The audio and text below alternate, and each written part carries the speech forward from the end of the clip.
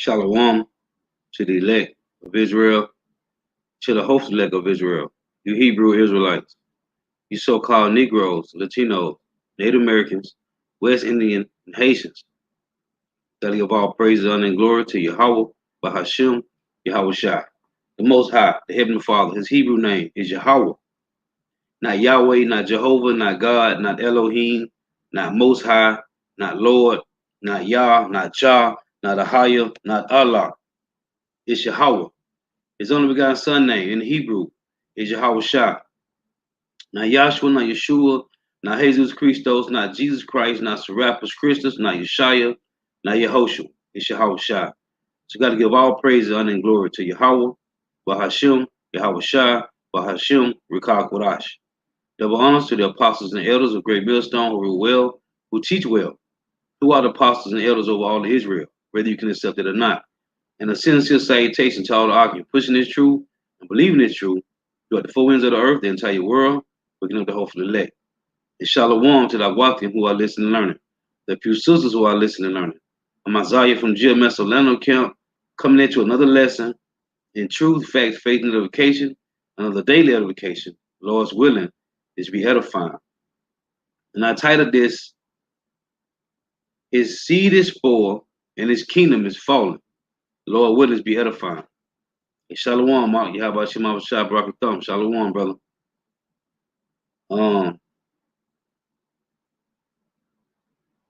Let's see. I got a few clips I'm going to play on Esau Edom and how his seed is spoiled and how his kingdom is falling. Now the Lord say in Deuteronomy 30:7 that all the curses that was upon the Hebrew Israelites shall fall upon the enemy. And we see today that's what's going on. So we're going to play. I'm going to start with the first one. Actually, let me play this first because this video is the video that the young brother and I kept did a video last night, and he played this. So I told him to send it to me, and it was I had other video clips on this same thing because it started happening last year, and it was all in the news how the extermination of the white race is taking effect. So Lord wills be edifying. This is for educational purposes only. This is not for monetary gain, and I do not own the copyrights to these videos. So Lord willing, be edifying. We're gonna play few of these. We're gonna play these clips, and we're gonna get the precepts. You're a psychiatrist, and you're author of a theory. Here's what she's saying. First of all, white people are dying out. Into the next century, everybody on earth may be of color. And we're scared about it. Already we're a minority. Did you know that? I'll guess 25% of us are white, maybe less than that. And that's the reason we're racist. We're not only afraid of dying out, but we're also jealous because we have no color. You're laughing. How come we spend so much time in the sun trying to get brown?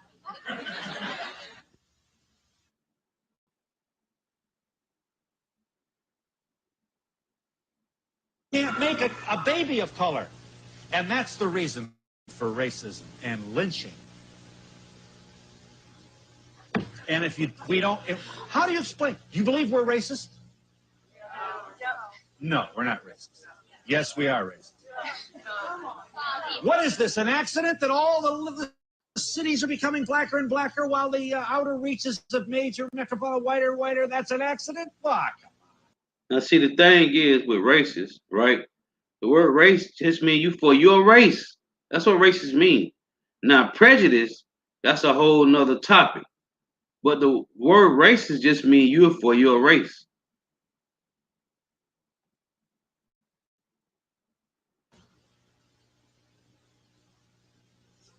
When you get on an elevator and you're the only white person on the elevator, how do you feel? What'd she say? What'd she say? Frightened, she said? Oh, she's scared of elevators. Okay, here we go. Frances Cress Welsing, MD. You are a Washington, D.C.-based psychiatrist, and you're author of the Cress, your middle name, we should say, Theory of Color, Confrontation, and Racism. You call racism white supremacy. To be sure, a provocative and controversial theory on skin color and oppression. Well, I'm ready. So is this mostly but not exclusively white audience. Let them have it, doctor. How? Boy, oh boy, you need an escort to get out of your speeches? No, now, let me just give you a little background. This paper was written approximately in 1969 and presented in 1970. It was written for a group of black psychiatrists who were looking at racism. Yeah. It was also written because as a psychiatrist and working in a hospital trying to treat black people and white people. Now you see how spiritual this is, first off and foremost, because in the late 60s, 69, 70, that's when Albert Bivens came on the scene with this truth. And she said this paper was written in 69 and presented in 1970. But recognizing that the majority of the problems that black patients had in a psychiatric hospital, when you took a history, you would run smack into racism. So I knew I had to understand racism to help solve the mental health problems of black people. Shalom, sisters on the comment board, shalom. Shalom to the Akim and the Agwa. Yahweh Hashem Awashah, Bahashem Karkadas Barakatham. Shalom. The water for tuning in. I know it's a lot. Apostle Ramla live. The Elder Manat Zatbah going live. So I know, y'all might not tune in long, but hey, the water for tuning in. However long you stay tuned in. So out of my brain computer, putting in the question, why? Why do we see this behavior? Why have we seen it for hundreds of years? So I thought about these two things, basically two facts, that even though the white population says that people of color are minorities, that it is the white population that is the minority on the planet. That's the and that had always been a lie, man. And we know this. Coming into this truth, now we know we have always been a majority. We have never been a minority. Now the Lord say in Deuteronomy 7, he did not choose us because of we was greater. That's real quick. Let's read that to make the point. This is Deuteronomy chapter 7 and verse 7. It reads, the Lord Yahweh did not set his love upon you, nor choose you because ye were more in number than any people, for ye were the fewest of all people. So we were the fewest. But then when you read about Egypt, when Pharaoh was killing the male children of the Hebrews, because he said we let them continue, they're going to outnumber us.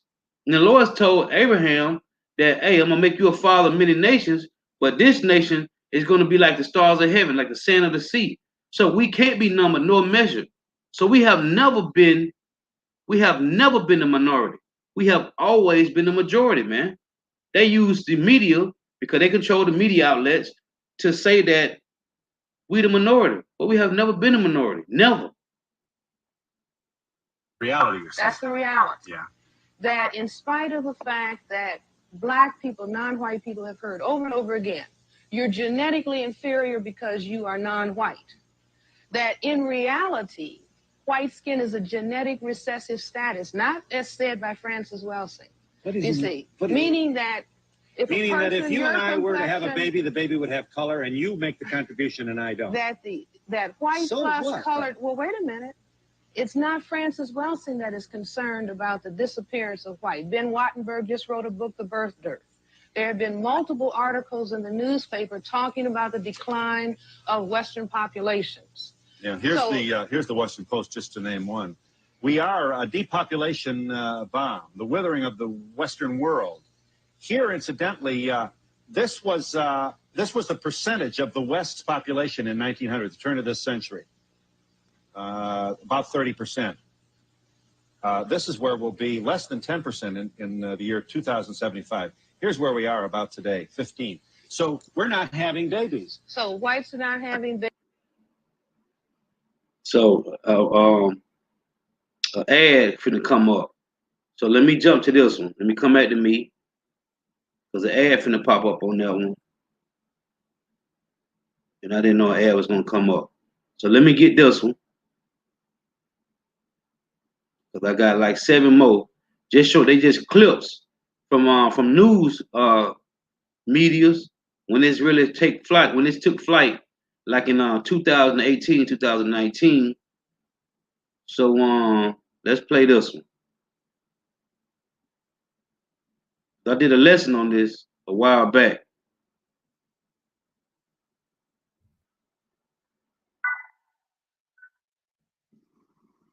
So let's hit this one.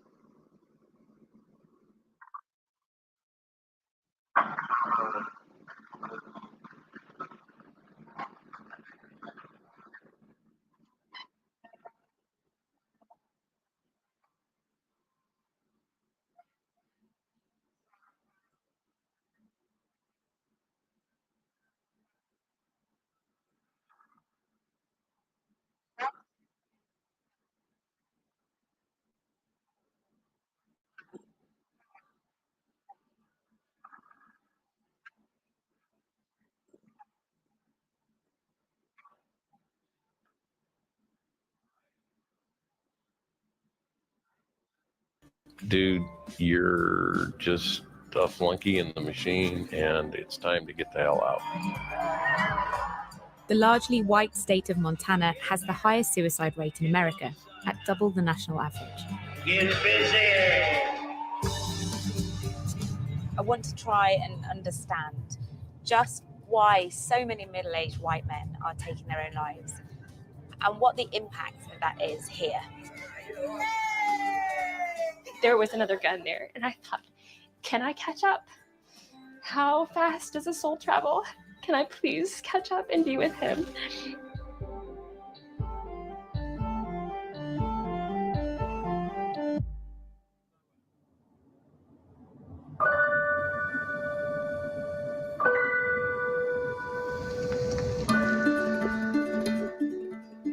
I've come to Flathead Lake in western Montana, where kids are gathering for a summer camp.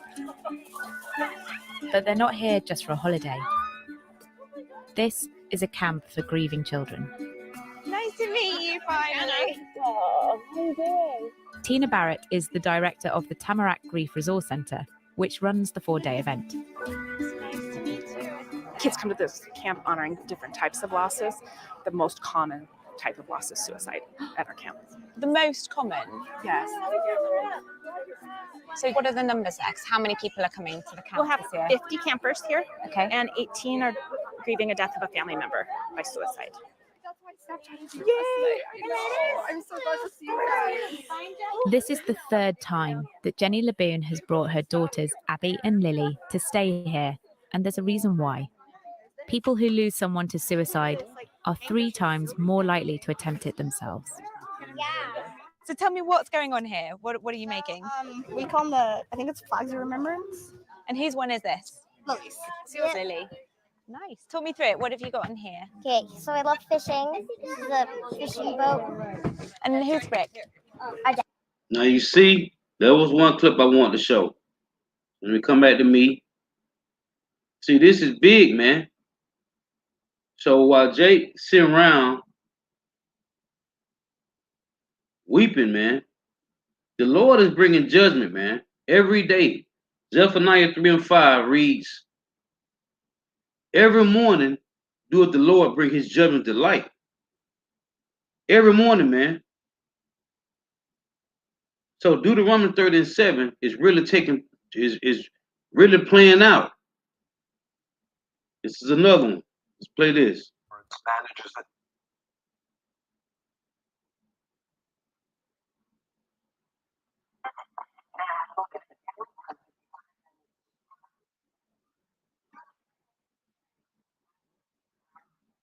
It's lucky. I don't know why I keep doing this.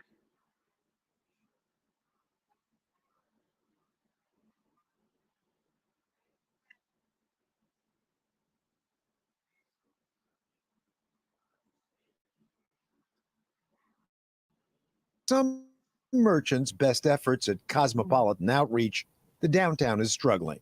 But at one local establishment, business is brisk and growing. This is a Batesville 20 gauge steel protector. This one is Churchill Blue. Churchill Blue.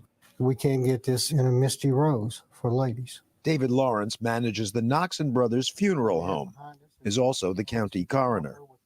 He's been seeing a lot of dead white males of late, especially ages 45 to 54. A lot of it due to alcohol or drug abuse. There has been a Denham practicing medicine. Craig Denham wears multiple hats too. This small bag is my grandfather's medical kit. A fifth-generation Kentucky family physician. Great-great-grandfather's. He's also medical director for the fire department's emergency service. In the past 2.5 years, we've had about a 300% increase in the drug-related overdose ambulance runs, and the prevalence of opiate addiction in this area continues to increase. He's like, Mom, it's nothing that you did.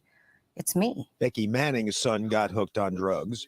Fortunately, he's still alive. Almost 40 now. But she blames the drugs in part for her husband's suicide. He just carried this tremendous guilt for everything, you know, for our son doing drugs. Then he started getting depressed. And then my husband took his own life. How did he do it? I mean, he blew his head off.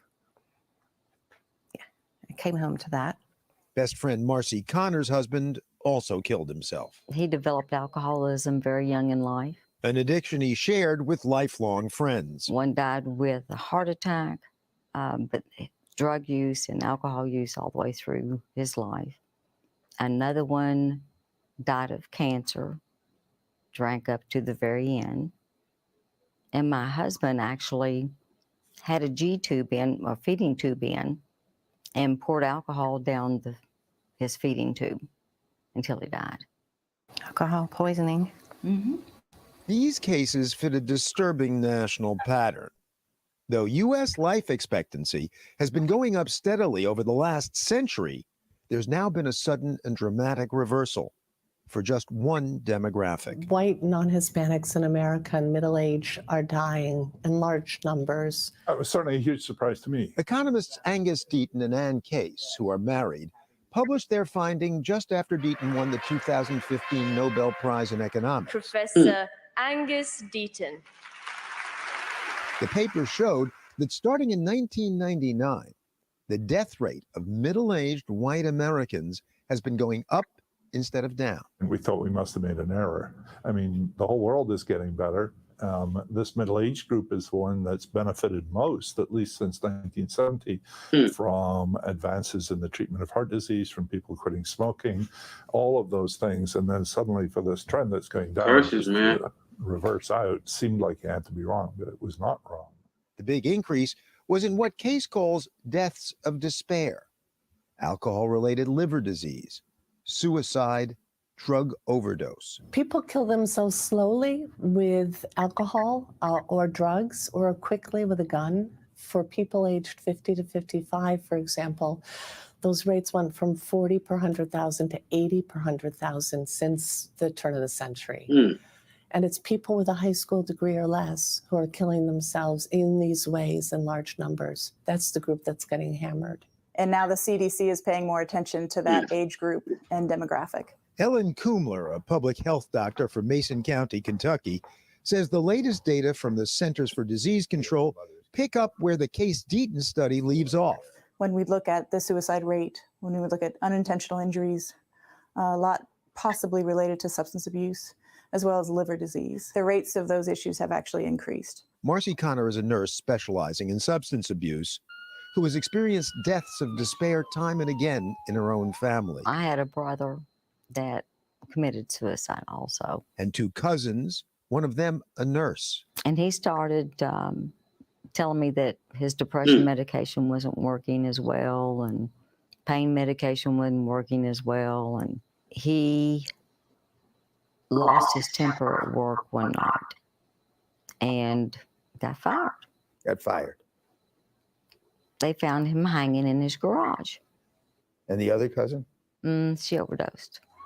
And why so much drug use and abuse? And Case and Angus Deaton found something else in their study. Since at least the mid-1990s, people's reports of pain, of sciatic pain, of neck pain, of lower back pain, year on year have increased. Our best, strongest pain medicines are the opioids. The mid-90s was also when the opioid painkiller OxyContin was approved by the FDA and began to be marketed aggressively to doctors. They do not have serious medical side effects. And so these drugs, which I repeat are our best, strongest pain medications, should be used much more than they are for patients in pain. Within 5 years, the drug's maker, Purdue Pharma, was earning $1 billion a year profit on OxyContin, which soon rose to $3 billion. As for the lack of serious side effects, well, it did have one. It's basically heroin in a pill with a FDA label on the front. So people get addicted to this. I started on oxycodone or Oxycontin in high school. Elizabeth Easton is now in recovery. I unleashed something horrid in me many years ago from doing one pill. I went from taking them to snorting them to, injecting, which is really, really horrid. Because you got to have it. You have to. It's the only thing that makes you feel normal, and it's the farthest thing from normal. It controls your life. You're a different person. That's what Becky Manning saw in her son. Seeking and finding the next high was his priority, no matter who he took down with him. The brain is telling you, I got to have it again. I need more. So that's where you end up with that craving. The craving ends up with, seeking supply.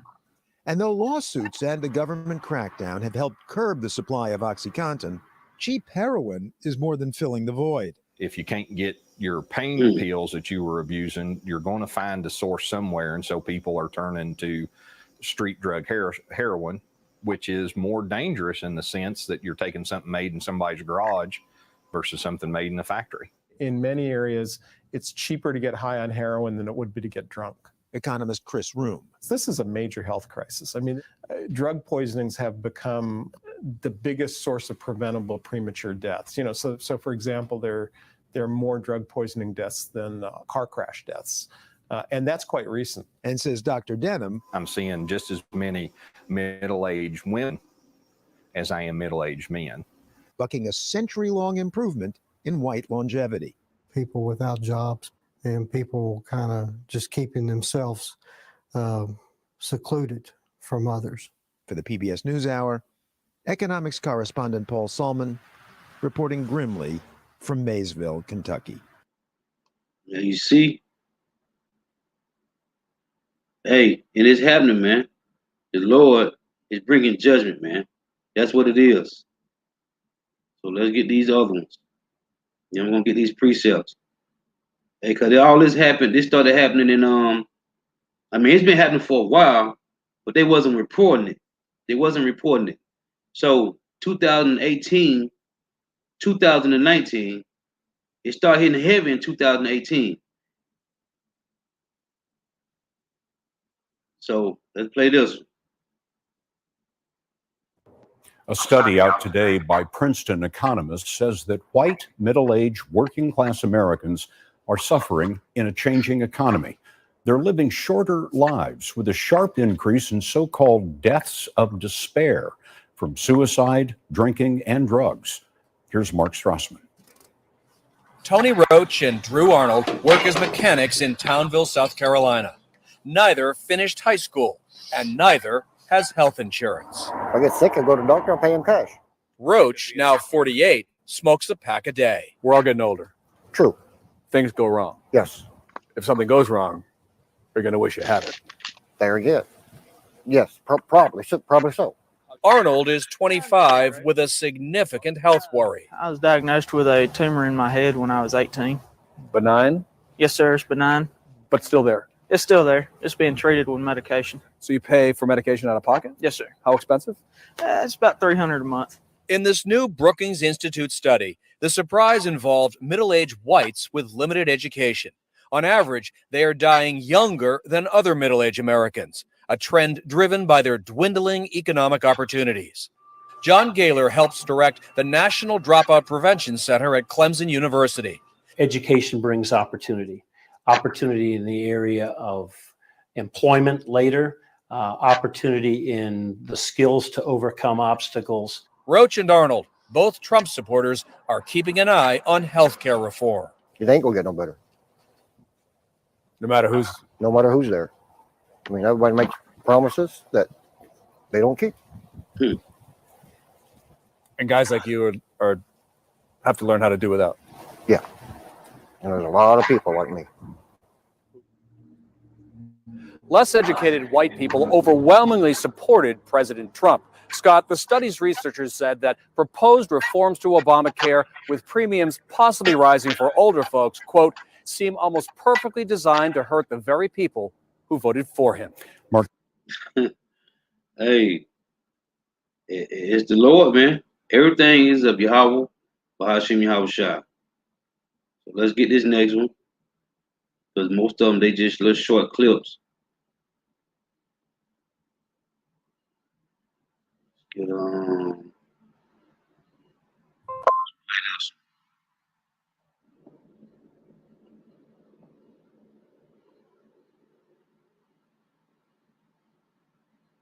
But first, the second of a two-part look at the declining life expectancy for some middle-aged white Americans. Last week, economics correspondent Paul Salmon examined the role prescription painkillers and alcohol may play in the trend. Tonight, he explores how the economy and the job market may be involved. It's part of our weekly series, Making Sense, which airs Thursdays. The Hardys in Maysville, Kentucky, a popular hangout for the senior set.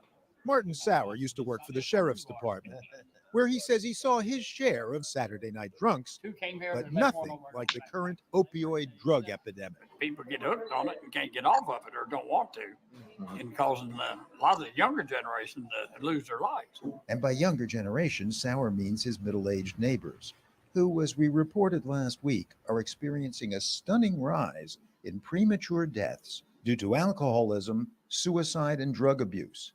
But why? The health crisis here is particularly among white working class or white people with a high school and no more.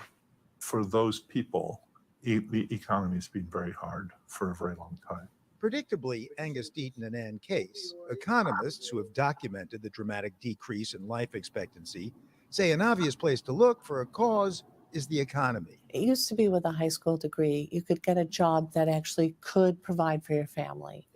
And the disappearance of those may lead people to feel a lot more stressed. Indeed, in the period covered by their study, 1999 to 2014, inflation-adjusted income for households headed by a high school graduate fell by 19%. Well away from the ivory tower, on the ground in Maysville, Wayne Pendleton has lived the change. Maysville, when we moved here, was a pretty well flourishing little town right here. But we've lived here, 17 years, and you can just name the stuff that's left here. You can't take a job away from a guy 55 years old and expect him to start all over again. Even at my age, it's depressing if you're not trying to do something. Despite 4 heart attacks, Sherman Saunders still wants to work. That's not somebody else's responsibility to take care of the family. It's supposed to be yours. Get out and go to work and do that yourself.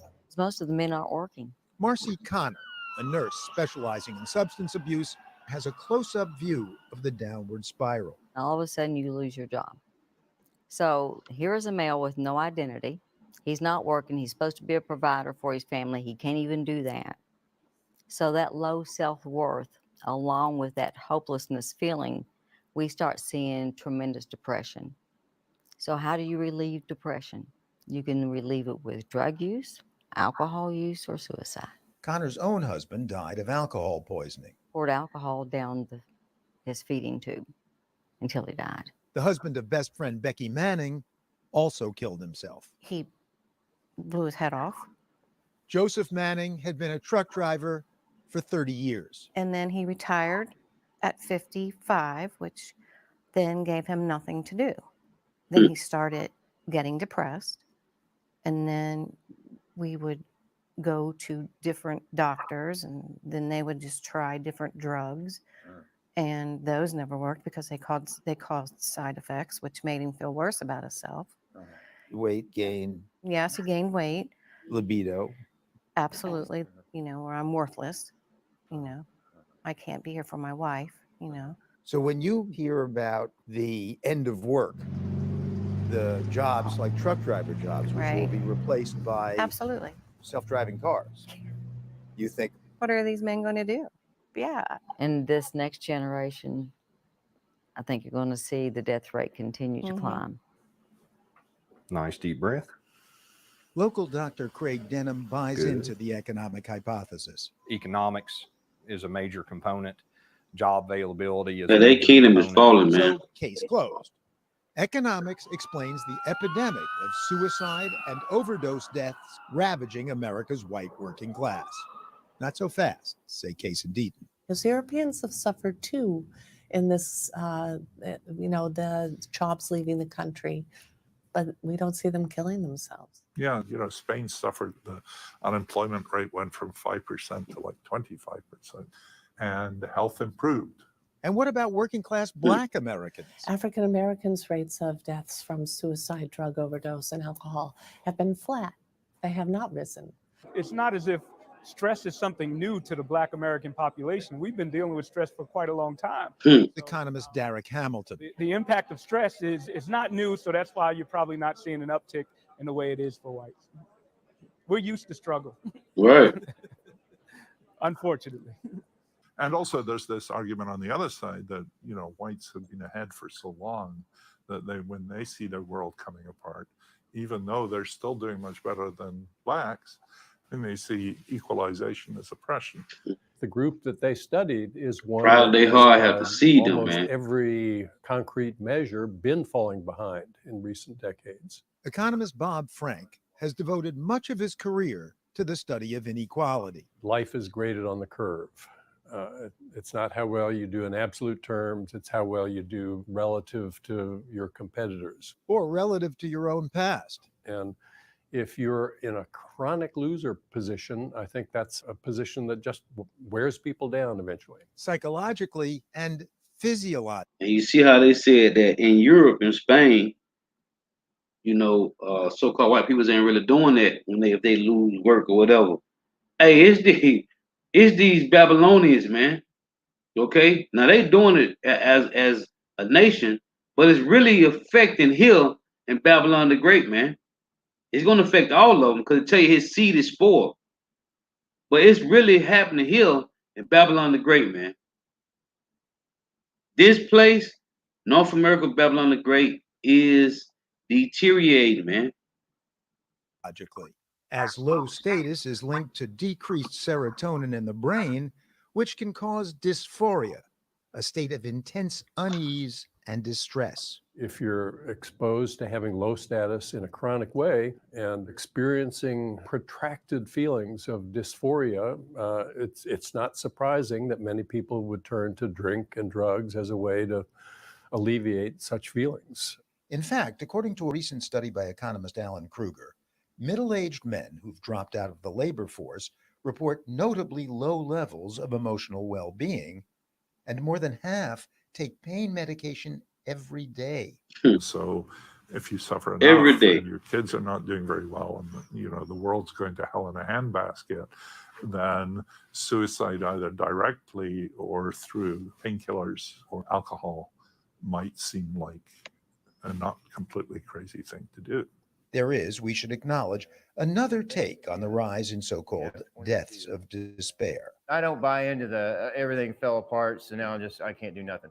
I still believe in the American dream. Anthony Flannery, who works long hours in healthcare and on funding his dream of making music full-time, doesn't dispute the data.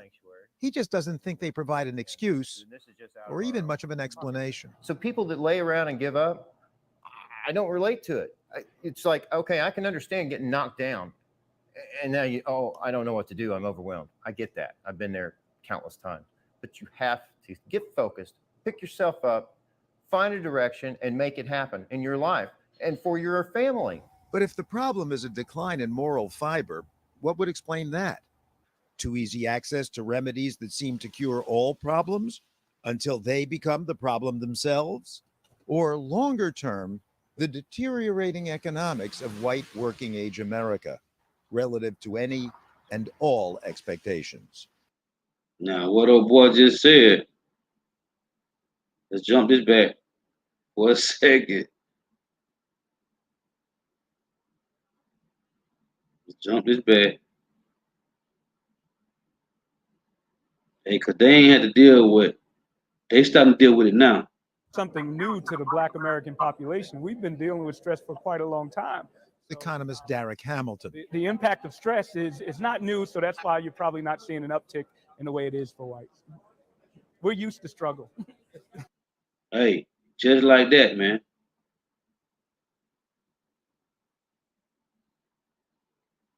Let's get this next one.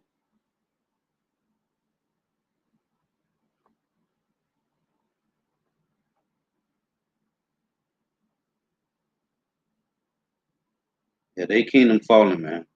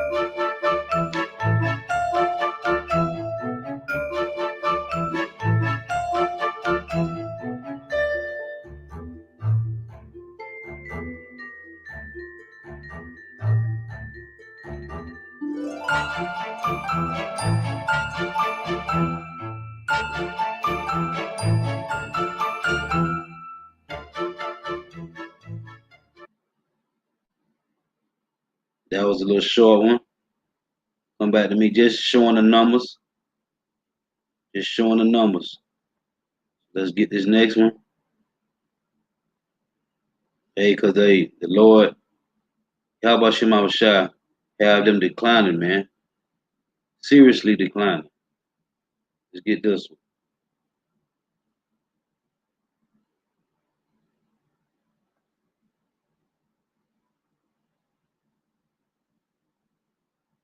Inventor and futurist Ray Kurzweil is out saying that humans were just a few scientific breakthroughs away from achieving eternal life.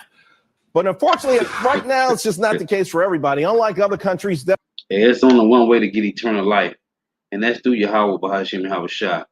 If you ain't a Hebrew Israelite, you can't obtain eternal life. Period. death rates among middle-aged white Americans have been rising, not falling. Two Princeton economists recently studied the data. They came out with this conclusion, and they've got some common causes for it. They see the increased death rate being driven by an epidemic of suicides and afflictions stemming from substance abuse, and the big killers, heart disease, diabetes, which I think gets back to diet. Jim Frischling is back and also joining me now, Jillian Melcher, National Review reporter. I got to tell you guys something. I've been going back and forth to Montgomery, Alabama, which and listen, I'm not a slim guy, I'm not svelte, but we do have something of an obesity epidemic, particularly in certain parts of this country, that I think has economic ramifications, among other things, Jillian. Sure, but if you look at this study in particular, what it's saying is that these are preventable deaths. It's people who are killing themselves either through suicide or killing themselves slowly through alcohol abuse, through addiction.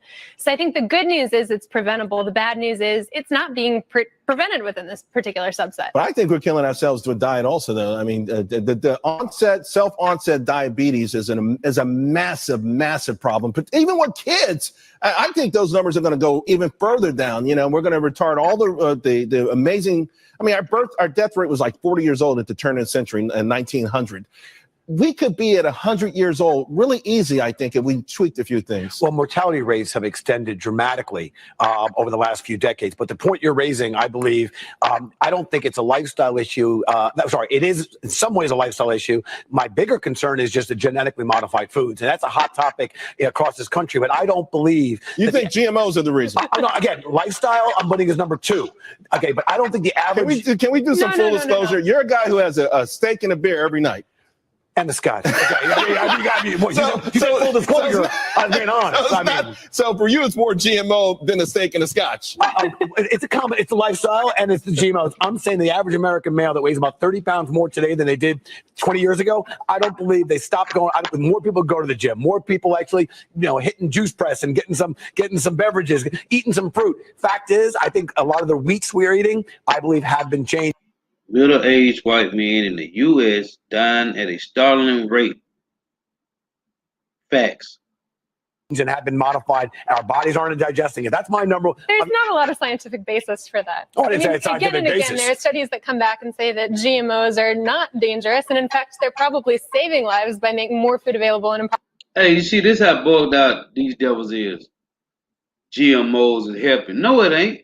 It's destroying, man. We shouldn't be eating GMO foods. But they say because the world overpopulated. But that's a whole nother lesson. These devils. Hey, look, I'm on the segment because I was the white middle-aged man they needed, and I was happy to see high school education is education is a big part of that. But I'm just saying, we're playing Family Feud. Watch out for GMOs. And this is an economic situation. It is. There's absolutely no doubt about it. And I want to ask you guys before we get out of this whole thing about the living forever thing. We talked about it in our production meeting yesterday, and a lot of people said they wouldn't want to live forever. If you can live forever, if we're only a few breakthroughs away, why wouldn't you? Would you want to live forever, Jim? Hey, Hebrew Israelites, so-called Negro, Latinos, Native Americans, West Indian Haitians, will live forever, man. Thus saith the Lord. These devils been looking for a utopia for the longest. You ain't gonna find it, man. They've been looking for what's this, Atlantis, the Fountain of Youth, and all this. You ain't gonna find that, man. That's only for Hebrew Israelites, man. So-called Negro, Latinos, Native Americans, West Indian Haitians. That's only for Hebrew Israelites. Look, I want to have a long life, and I got at least another 102 years of drinking scotch and I might be drinking too much and eating steak, but I'm putting up more weights than I did when I was in college. So things are actually going pretty well for me. You're looking pretty buff there. These devils, man. Let me get there. I got one more. Then I want to go back to the original video with the this professor, the Jake lady.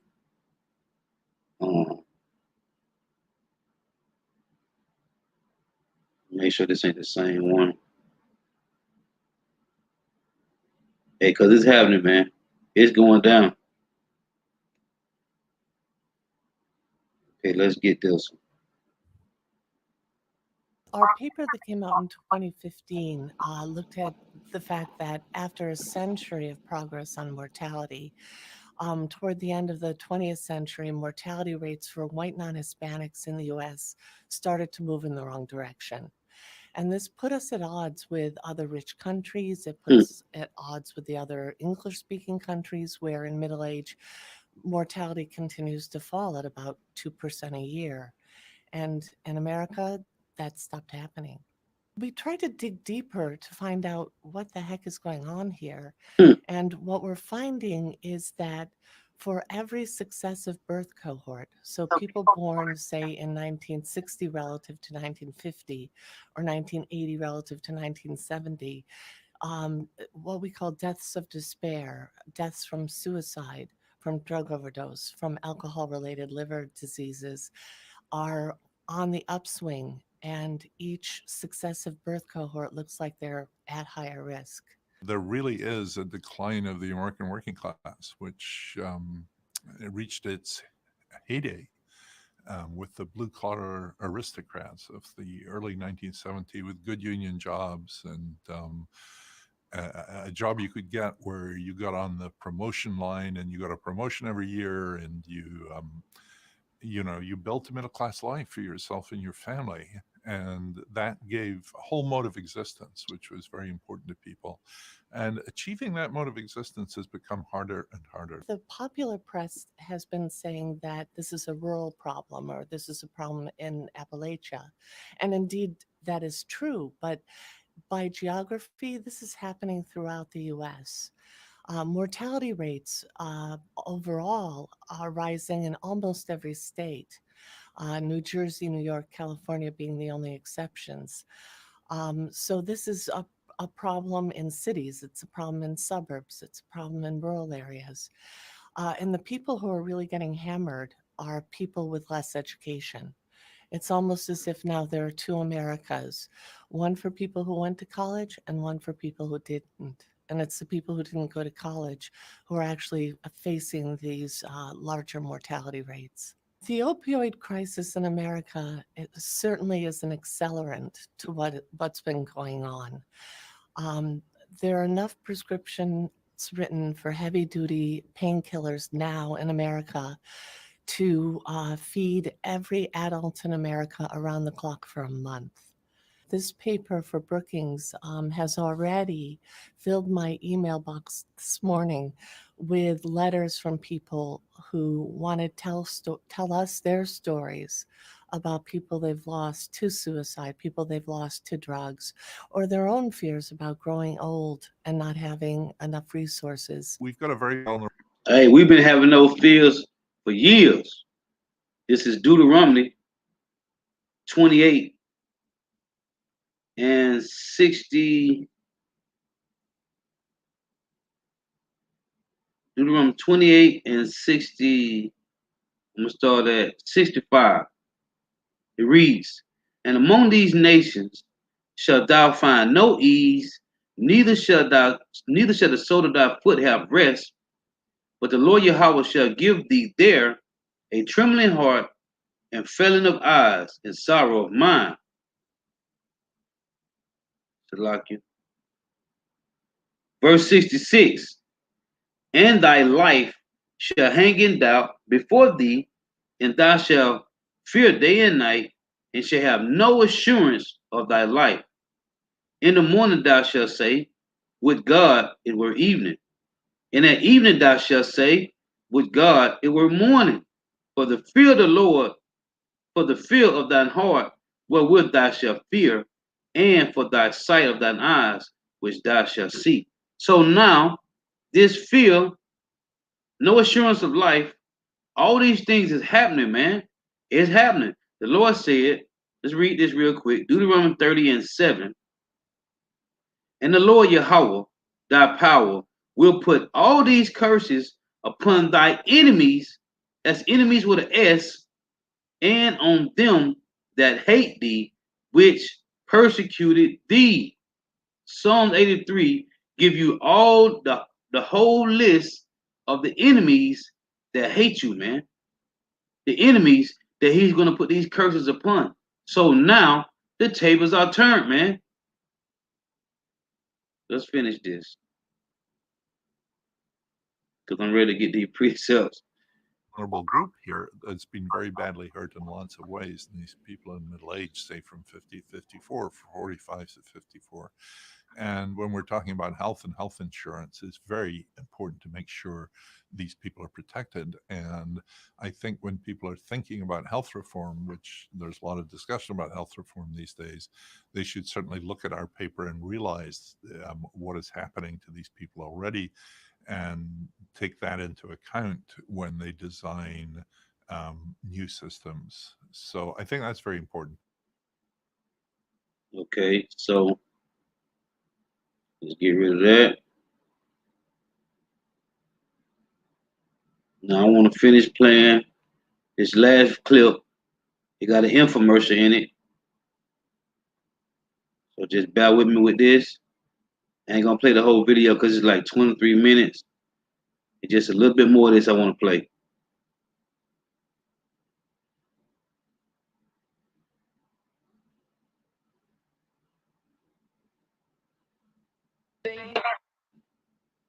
Assalamu alaikum. This is an ad. Its purpose is to get your attention. My name is Uthman and I teach Muslims like you. And there is the concern about white genetic annihilation. In other words, I look at, this is Dr. Martin Luther King's birthday holiday. And people will say, well, here's a man who talked about love. Yeah. Why was he killed? And I say that the deeper logic is, what if all black and white people and non-white people and white people love? What would happen to white people? White would disappear. You see, just mix all of the people on the planet up together. In other words, if race didn't matter, or if color didn't matter, it follows with the jet plane. No, I'm not saying if it didn't matter. I'm saying that indeed, if there was a mingling of all of the people, That's what I'm because the saying. ability, If okay, fine. absence of prejudice. The ability, no, wait, don't confuse what I'm saying. I'm saying that if we mixed all of the people presently on the planet, stirred them up, The white freckle-faced the people white would be gone. genetic recessive status would disappear. And that if I did a survey and everybody didn't have to, face anybody, if I said how many people who are white want their children to be white, want their grandchildren to be white, want their great-grandchildren to be white, want their great-great-grandchildren to be white. And I've gone all over the country in England and asked this question. Yeah. Everybody wants the children and the generations to remain white. Yeah. And that's the thing, man. As the elder Malcolm in Chicago brought this to the light, man, that white was created in 1681 as a social construct, man. Okay? Nobody is white. Nobody is black. We got different shades of brown. They got different shades of red and pink. It's plain. If you do, then you have to do something to make sure that that happens. And I say that what the thing is that is done, and particularly in relationship to black non-whites, because we have the greatest genetic potential to cause white genetic annihilation. Because you're the blackest. Because we, The most color. right, we have this ability to produce melanin pigment. We have more of it than anybody else. And so the most pressure is on black people. As a matter of fact, the black people learn, all non-white people over the world learn. If you're black, stay back. If you're yellow, you're brown, stick around. If you're yellow, mellow, white, right. I can go to England and the people can just say the same thing.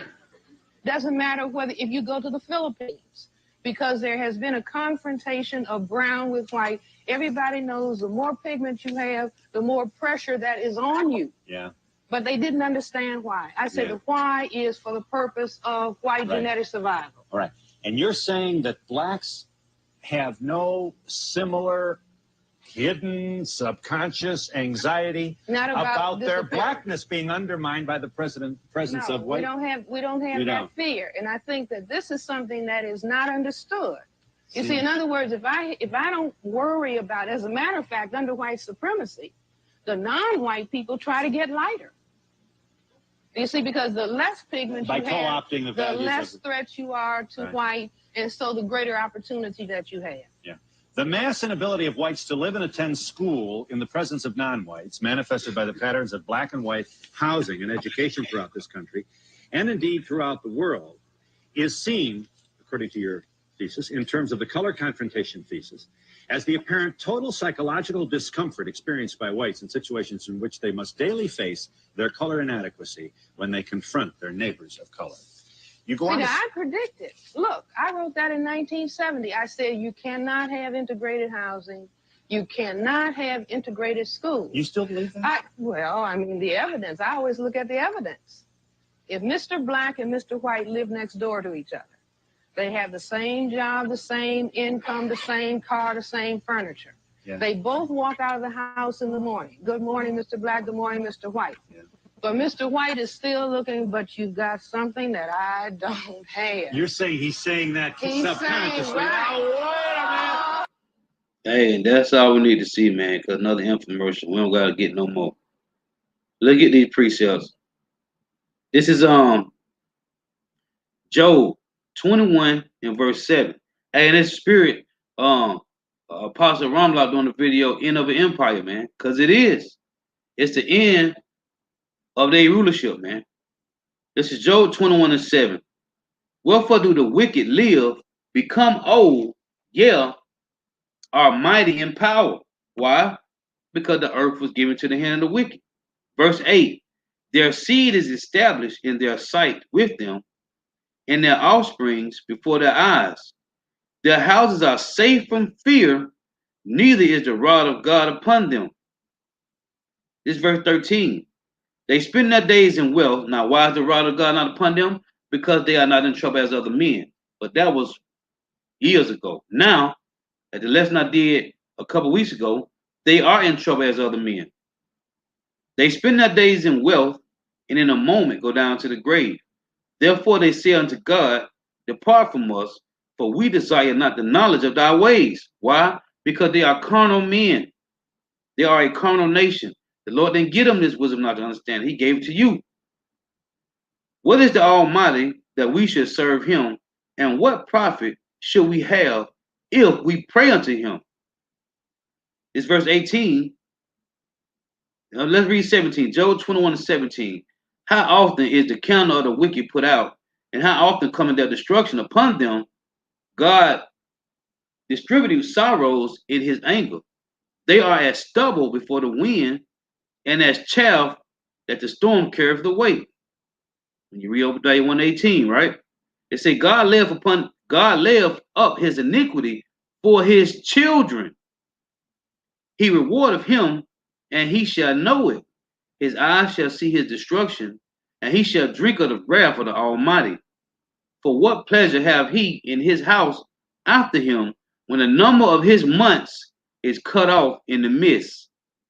Shall any teach God knowledge, seeing he judgeth those that are high? It say one died for his full strength, being wholly at ease and quiet. His breasts are full of milk, and his bones are moistened with marrow. And another died in the bitterness of his soul, and never eateth with pleasure. They shall lie down alike in the dust. So one died peacefully, one died grievously. They shall lie down alike in the dust, and the worms shall cover them. Tell you that in Isaiah 14. It said, what it said, the worms. As a matter of fact, let's get that real quick. Isaiah 14 in verse 5, it said, the Lord hath broken the staff of the wicked and the scepter of the rulers. He who smote the people in wrath with a continual stroke, he that ruleth the nations in anger is persecuted and unhindered. What I was looking for. Verse 11, thy pomp is brought down to the grave, and the noise of thy vows, the worm is spread under thee, and the worms cover thee. That's total corruption. Salakia, yeah, total corruption, total corrosion. You've been ate from the inside out, man, and from the outside in, just like the Lord did Antiochus Epiphanes, right? His stink was so bad, man. Thy pomp is brought down to the grave, and the noise of thy vows, the worms is spread under thee, and the worms cover thee. That's total death, man. So back in Job 21, it reads, Job 21:26, they shall lie down alike in the dust, and the worms shall cover them. Behold, I know your thoughts. Behold, I know your thoughts, and the devices which ye wrongfully imagine against me. And that's what they do all the days of their life, is create wicked devices. They lay snares and traps, man. But what does it say? They shall fall upon their own sword, man. Their feet shall be taken in their own net, which they have hid. This is Job 21:30. The wicked is reserved to the day of destruction, like it said in what was that, Proverbs 16:4. They shall be brought forth to the day of wrath.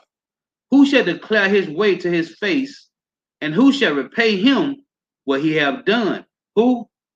When you go to 2 Thessalonians chapter 2, verse 8, let's say, who shall declare to him his destruction? 2 Thessalonians 2:8. And then shall the wicked be revealed, whom the Lord, Yahweh Bahashim Yahushua, shall consume with the spirit of his mouth. So who's going to declare to him? The messengers of Yahweh Bahashim Yahushua. And shall destroy with the brightness of his coming. So first, he had to be known through what? Through the spirit of the Lord's mouth, and then come destruction, man. So this is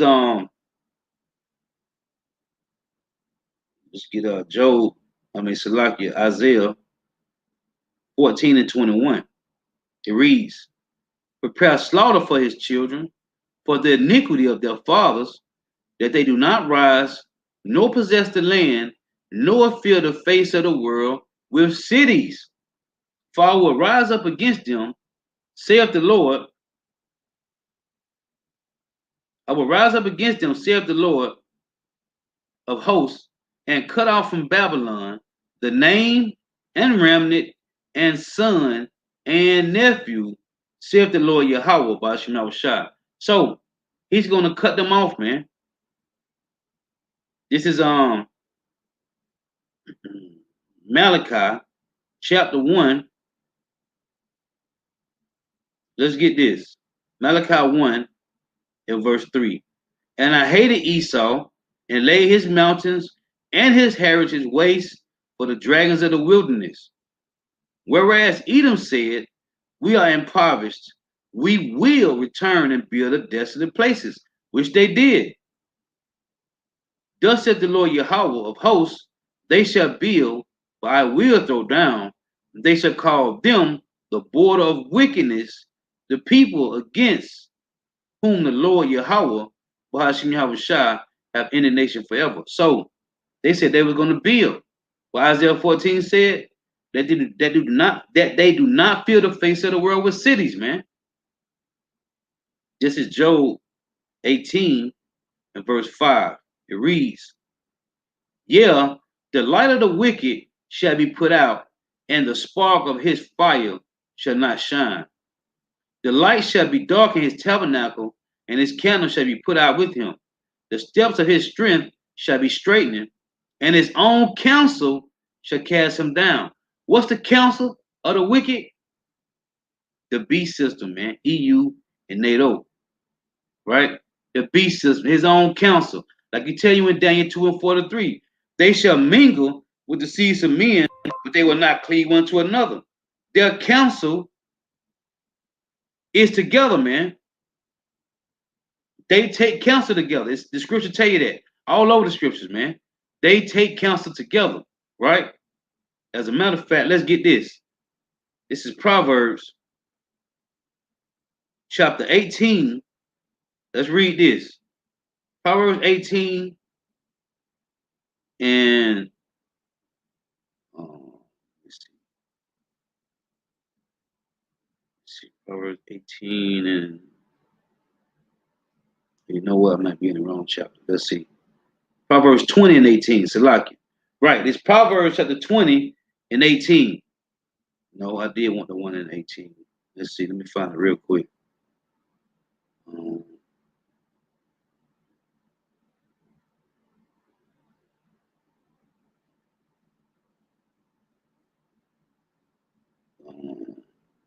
Salaki, bear with me for a second.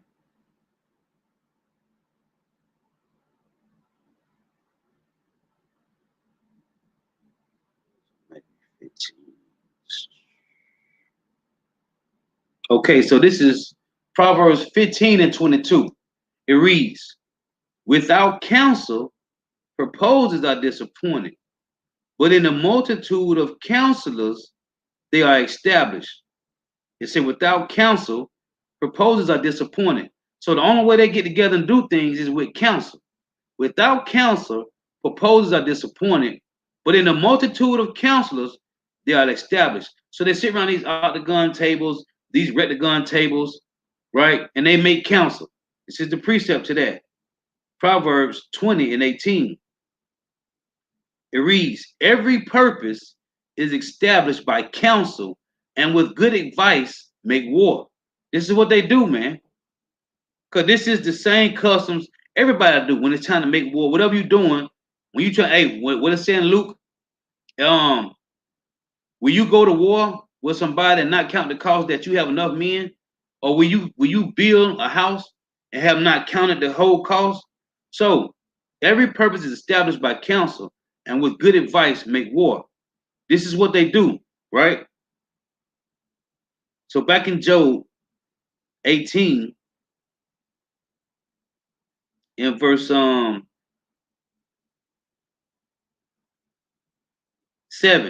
the steps of his strength shall be straightening, and his own counsel shall cast him down. Because this is how the Lord set it up. It tell you in what is that? Let's get this. Revelation 17 and 17. It reads, for Yahweh Bahashim Hamashah have put in their hearts to fulfill his will and to agree and to give that kingdom unto the beast until the words of Yahweh Shema shall be fulfilled. So they are agreeing through what? Through the council until the words of the Lord be fulfilled, which is what? Until the elect get sealed, man. Then, as it said in Revelation 17 and 16, that the 10 horns shall hate the whore, and shall make her naked and desolate, and eat her flesh and burn her with fire, man. So Job 18 and 8, for he is cast into a net by his own feet, and he walketh upon a snare. The jinn shall take him by the heel, and the robber shall prevail against him. Now, when you think about when they say the jinn, which is a trap, shall take him by the heel, right? When you go to Hosea, what is that? Hosea 12 and 3, if I'm mistaken. This is Hosea 12 and 3. He took his brother by the heel in the womb, and by his strength he had power with God. What is that? Yasha Allah. He prince power. Again, Hosea 12 and 3. He took his brother by the heel in the womb, and by his strength he had power with Yahweh Ba'ashim Havashah. So, Job 18, again, it say, the jinn shall, Job 18 and 9, the jinn shall take him by the heel, and the robber shall prevail against him. So who is the jinn? It's a trap. It's a snare. Who's going to take him by the heel? Yahweh Shah, man. Right? First, Yahweh, Bahashim Yahweh Shah. But Yahweh Shah is that trap, man. Because these devils think they've been ruling forever. They think they just, like the brother in the camp always say, you think you just finna slide off like Clint Eastwood at the end of a movie on a horse? No, man. You ain't finna just ride off like John Wayne, man. Job 18 and 10. The snare is laid for him in the ground, and a trap for him in the way. Terrors shall make him afraid on every side, and shall drive him to his feet. His strength shall be hunger bitten, and destruction shall be ready at his side. It say terrors shall make him afraid on every side. The Lord is going to use all the other nations. Obadiah 1 and 7. They that were at peace with thee have deceived thee and prevailed against thee. So all these nations that's joined to Babylon the Great is going to make it. They're going to be terrors on all sides, man. When the missiles get shot off, it shall devour the strength of his skin. Even the firstborn of death shall devour his strength. Who is the firstborn of death, man? Yahushua. His confidence shall be rooted out of his tabernacle. They ain't gonna have no more pride. And it shall bring him to the king of terrors. Who is the king of terrors? Yahweh. Yahushua, the firstborn of death. The king of terrors is Yahweh, man. They tell you in Psalms, let's see that, Psalms 47, if I'm mistaken. This is Psalms 47 and verse 2. For the Lord Yahweh, most high, is terrible. He is a great king over all the earth. So the king of terror is Yahweh, man. And the firstborn of death is Yahweh Shah. So back in Job 18, in verse 14 again, his confidence shall be rooted out of his tabernacle, meaning out of his whole house, his whole lineage, the racial stock of the white race. It shall dwell in his tabernacle, because it is none of his. Brimstone shall be scattered upon his habitation. What's the brimstone? When you go to Job 20, let's read about the brimstone. This is Job 20 and 23.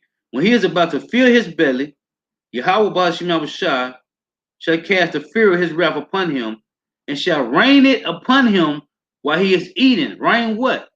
These intercontinental ballistic missiles. He shall flee from the iron weapon, and the bow of steel shall strike him through. It is drawn and cometh out of the body. What is drawn to come out of the body? The missiles coming out of the silos. Yeah, the glittering sword cometh out of his gall. Terrors are upon him. All darkness shall be hid in his secret places. A fire not blown shall consume him, which is the missiles. It shall go ill with him that is left in his tabernacle. That's talking about the missiles and them laser beam that concentrated heat from the chariots. So back in Job 18, And verse 16, his roots shall be dried up beneath, and above shall his branches be cut off. So without the root, you will have no branches. His remembrance shall perish from the earth, and he shall have no name in the streets. You ain't gonna hear this. You ain't gonna hear them names no more. He shall be driven from light into darkness and chased out of the world. He shall neither have son nor nephew among his people, nor any remaining in his dwellings. They that come after him shall be astonished at his day, and they that went before were frightened. You see, this is Jeremiah 49 in verse 10. It reads, but I have made Esau bare, I have uncovered his secret places. There's nothing hidden no more. Everything is made known, man. Okay? The man of sin, the son of perdition, has been revealed. And he shall not be able to hide himself. His seed is spoiled, and his brethren, and his neighbors, and he is not, man. This is the Lord showing you, hey, he said he had made Esau bare. He should not be able to hide himself in his secret places. This is Matthew chapter 10 and 26. It reads, fear them not, therefore, but there is nothing covered that shall not be revealed, and hid that shall not be known. Let's get one more. In Luke 8 and 17, it reads, for nothing is secret that shall not be made manifest, neither anything hid that shall not be known and come abroad. So everything about these devils has been made manifest, man. This is Jeremiah 51 and 19. Hey, because they're the only nation on the earth that don't have pigment, or they lack pigment and they lack melanin, right? This is Job 51 and 19. It's like Jeremiah 51 and 19. The portion of Jacob is not like them. Not like who? None of these heathen nations, man. None of them. We the apple of the Lord's eye, man. The portion of Jacob is not like them, for he is the form of all things, and Israel is the rod of his inheritance.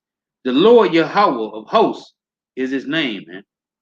And we are not like them. And the Lord gave a distinction between all the heathen nations, man, and Israel. Exodus 11 and 7. But against any of the children of Israel shall not a dog move his tongue. So in that video with the lady, the Jake lady in Esau, they was being funny. But this is real, man. But against any of the children of Israel shall not a dog move his tongue against man or beast, that ye may know how the Lord Yahweh doeth put a difference between Egyptians and Israel, man. The Egyptians is who? They from the son of Ham, man. Right? So it's a separation between the Africans, the Hamites, and the Edomites. I mean, and the Africans, the Hamites, and the Israelites, man. A separation between the Israelites and the Edomites. A separation between the Israelites and the Ishmaelites. The Israelites and the Elamites. Okay? That's a separation, man, between the Israelites and the Japhites. This is Job 27 and 13. It reads, this is the portion of a wicked man with power, and the heritage of oppressors, which they shall receive of the Almighty, the King of terrors. If his children be multiplied, it is for the sword, and his offspring shall not be satisfied with bread. That's why I said they're going to seek to please the poor, man, to restore the goods to the poor. Those that remain of him shall be buried in death, and his widows shall not weep. Though he heap up silver as the dust, and prepare raiment as the clay, he may prepare it, but the just shall put it on, and the innocent shall divide the silver, man. So you're getting all these bunkers, you're doing all this, storing up all this food for World War III or Armageddon or whatever you want to call it, and you ain't gonna make it, man. The only one that's gonna make it through through this whole destruction of planet Earth with fire is the elites, man. All you other peon, all you little peon six-pack Joe Edomites, you're gonna, and all you other heathens, you're gonna die grievous deaths, man, along with 2/3. This is let's get this. This is Proverbs 28:10. It reads,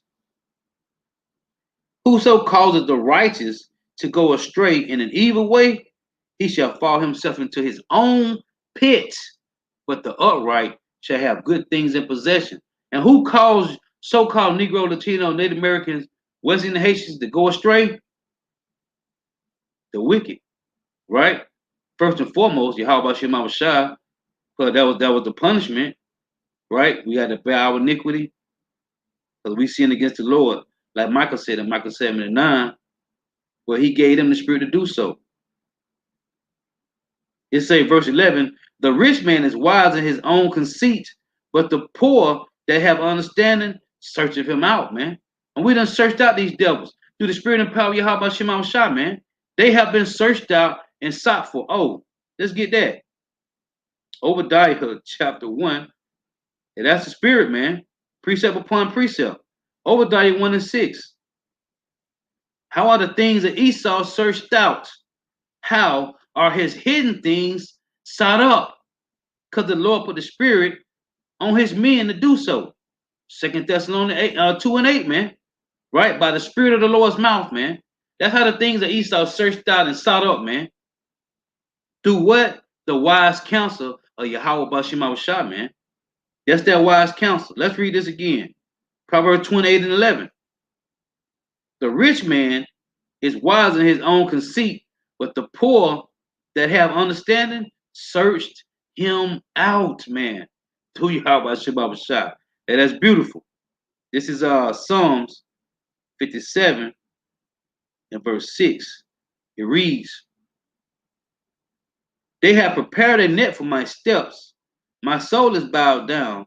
They have digged a pit before me, into the midst whereof they are fallen themselves." Everything that they have done with AIDS and cancer and syphilis and gonorrhea and throwing crack in Jake neighborhoods, all this have turned back to bite them in the ass, man. Everything. It have turned on them, man. Now they are falling. They got opioid crisis, an opioid epidemic. They got suicide epidemic, and they are dying fast. They can be born. They are not reproducing, man. That's an epidemic, man. It says widows will not mourn for them. Why? Because most of their women is cleaving to so-called Negro, Latinos, and Native Americans now. West Indian Haitians. Their women is cleaving to Jake, man. This is Psalms chapter 7 verse 14. It reads, "Behold, he travaileth with iniquity, and he conceived mischief and brought forth falsehood." And what did Jake say when you read Isaiah 28? It said, "Under falsehood have they hid themselves," right? We have made a covenant with death, and at hell we had agreement, and on the falsehood have we hid ourselves. Falsehood, man. But you, Jakes, you love these devils, man. "Behold, he hath travailed with iniquity, and have conceived mischief, and brought forth falsehood. He made a pit and digged it, and is fallen into the ditch which he made. His mischief shall return upon his own head, and his violent dealing shall come down upon his own pate." The word pate meaning his own head, man. His crown. This is Ecclesiasticus, also known as Sirach in the Apocrypha, 41 verse 5. It reads, "The children of sinners are abominable children." Now this is also first and foremost talking to so-called Negro, Latino, Native Americans, West Indian Haitians, 2/3. "The children of sinners are abominable children, and they that are conversant in the dwellings of the ungodly. The inheritance of sinners, children shall perish, and their prosperity shall have a perpetual reproach. This is also talking about Esau, Edom.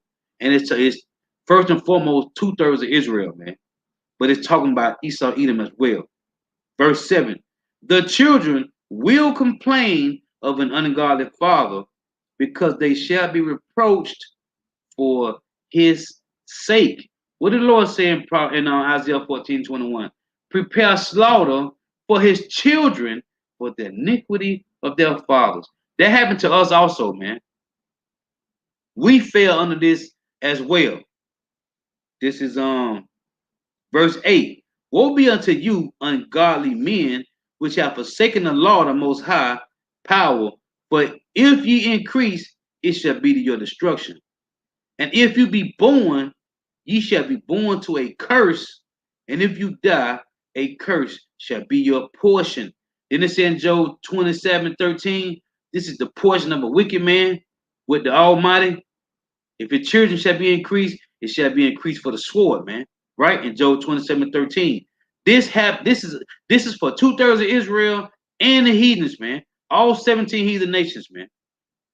Ecclesiastes 41:10. All that are of the earth shall turn to the earth again, so the ungodly shall go from a curse to destruction, man. Right? It's Ecclesiastes 41:9. And if you be born, you shall be born to a curse. Hey, what did it say?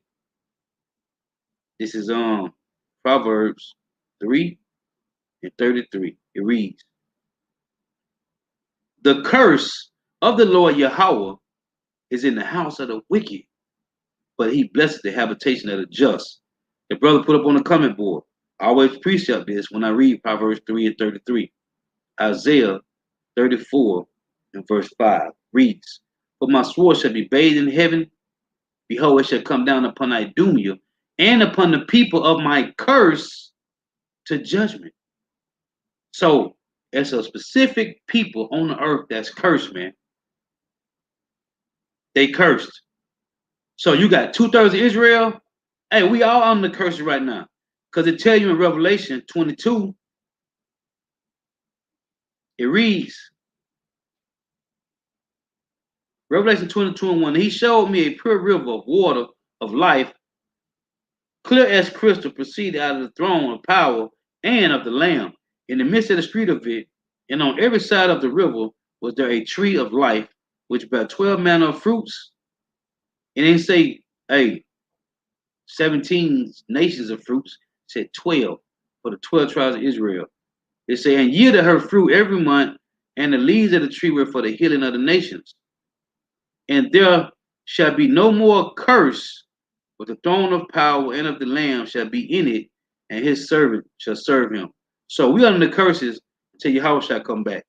But those that do the will of Yahweh B'Shem Yahushua, the Lord said this. Proverbs 16:7.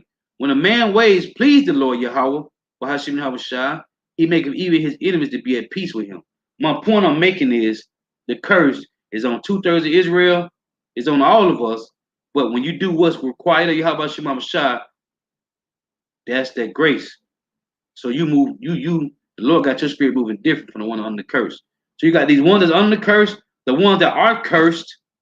You got the ones that are cursed from the womb. Then you got the ones that are under a curse. It's a difference. But they all shall fall together, as it says in Isaiah 13:15. Let's get that. Isaiah 13:15 reads, everyone that is found shall be thrust through, meaning all 17 heathen nations, and everyone that is joined unto them shall fall by the sword, which is talking about you 2/3 of Israelites. You 2/3 so-called Negro, Latino, Native Americans, West Indian Haitians, you will fall with them. Let's get this. This is Job 24:23. And it reads, though it be given him to be in safety, whereon he resteth. That's why I read real quick. Let's get it again. Job 21:13. They spend their days in wealth, and in a moment go down to the grave. So back in Job 24:23, though it be given him to be in safety. Oh, that's what I wanted. Job 21. And let's read this. Job 21:9. Their houses are safe from fear, neither is the rod of God upon them. Why? Because they are not in trouble as other men. Job 24:23. Though it be given him to be in safety, whereon he resteth, yet his eyes are upon their ways. Who eyes? Yahweh Bashem Abashah. Proverbs 15:3 say, the eyes of the Lord. Let's read that. Proverbs 15 and verse 3 reads, the eyes of the Lord Yahweh are in every place, beholding the evil and the good. You tell you that in Job 34 as well. As a matter of fact, let's get it before I continue. This is Job 34 and 21. For his eyes are upon the ways of man, and he seeth all his goings. The Lord see everything, man. Everything. So back in Job 24 and 23, though it be given him to be in safety, whereon he resteth, yet his eyes are upon their ways. Yahweh Bashem Abashah eyes. Why? Because angels is everywhere, man. They tell you that in Ezekiel 9 and 11, the angels go back and forth all day giving report of what's going on, man. Okay? Thousands and thousands of angels, man. Job 24 and 24. They are exalted for a little while, right? It said, how the triumph of the wicked is short, and the joy of the hypocrite but for a moment, man. In Job 20. They are exalted for a little while, but are gone and brought low. They are taken out of the way as all other and cut off as the tops of the ears of corn, man. Hey, that's why Job said this. You people talking about Job was an Edomite. You is crazy, man. Job was constantly going in on these devils, man. Job 30 and 1. But now they that are younger than I have me in derision, whose fathers I will have disdain to have sit with the dogs of my flock, man. Job was constantly telling you, this is the wicked of the earth, man. This is so hey, they are exalted for a little while and gone and brought low. What does it mean when it say they are gone and let's read this again. Job 24 and 24. Select it. Move too fast. They are exalted for a little while, but are gone and brought low. What is it talking about to be brought low? They are taken out of the way as all other. All other what? All the other kingdoms that was before this was all to where they at? They gone. So now North America is that all those nations that are gone and brought low and taken out of the way. North America is that country. Great Britain is that country.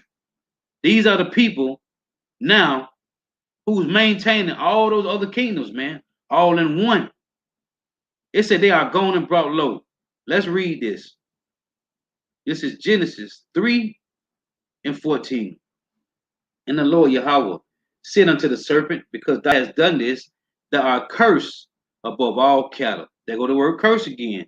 This is the nation who the Lord said in Isaiah 34 and 5, the cursed of the earth. Proverbs 3 and 33. The curse of the Lord is with the wicked, man. It said, and the Lord Yahweh said unto the serpent, because thou hast done this, thou art cursed above all cattle and above every beast of the field. Upon thy belly shall thy go, meaning to be brought low, the basis of man, and dust shall thou eat all the days of thy life, meaning confusion. Everywhere these devils go at, they only bring confusion, man. Bitterness and confusion. Death and destruction, man. Now, let's get this other one. Ecclesiastes 33. Let's read this. Ecclesiastes 33 and 10. And all men are from the ground, and Adam was created of earth. In much knowledge the Lord hath divided them and made their ways diverse. That's why I tell you in Deuteronomy 32 and 8 that Israel is the portion of the Lord. Some of them have he blessed and exalted, and some of them have he sanctified and set near himself. Those are the Israelites that he sanctified, set apart from the other nations.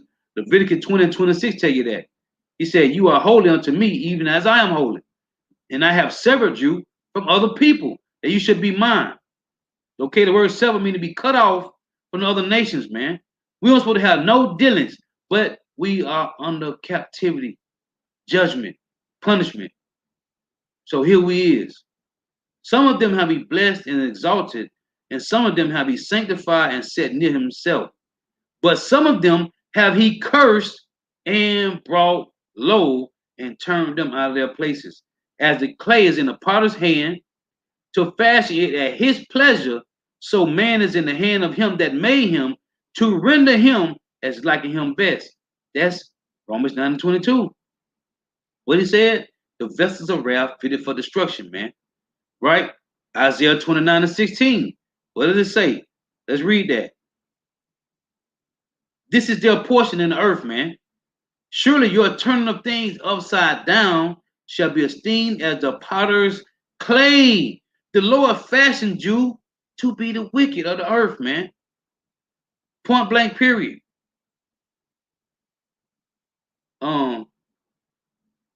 This is it's beautiful, man. It is what it is. This is Jeremiah 16:19. They have a portion in the earth, man. They are the wicked. This is Job 16:19. Oh, Yahweh, my strength and my fortress. And this precept right here in Job 16 and Jeremiah 16:19, the same precept that they read in Ecclesiastes 41:5-7.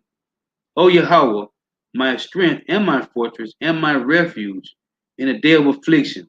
The Gentiles shall come unto thee from the ends of the earth and shall say, surely our fathers have inherited lies, vanity, and things wherein there is no profit.